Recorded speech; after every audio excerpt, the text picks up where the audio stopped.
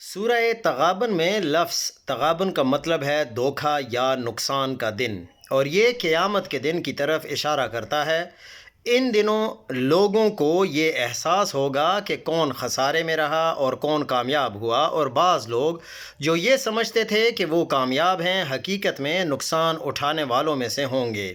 قیامت کے دن کا سب سے زیادہ تکلیف دہ لمحہ یہ ہوگا کہ آپ اپنے پیاروں جیسے بیٹے، والد یا والدہ کو جن سے آپ بہت محبت کرتے ہیں ایک بھی نیکی نہیں دے سکیں گے، لیکن دوسری طرف آپ کو مجبوراً وہ نیکیاں کسی ایسے شخص کو دینی پڑیں گی جسے آپ نے دنیا میں ناپسند کیا تھا اور جس کے بارے میں آپ نے غیبت کی تھی، اس لیے اسے یوم تغابن کہا جاتا ہے۔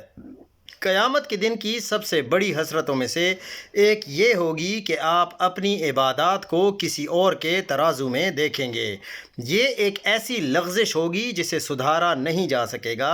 اے اللہ، ہماری زبانوں کو غیبت اور چغل خوری سے بچا اور ہمیں اپنے بندوں پر ظلم کرنے سے محفوظ رکھ۔ اپنے دوستوں کو بھی یہ بات بتائیں تاکہ آپ کو بھی ان کے اجر میں حصہ ملے، جیسا کہ رسول اللہ صلی اللہ علیہ وآلہ وسلم نے ہمیں سکھایا ہے۔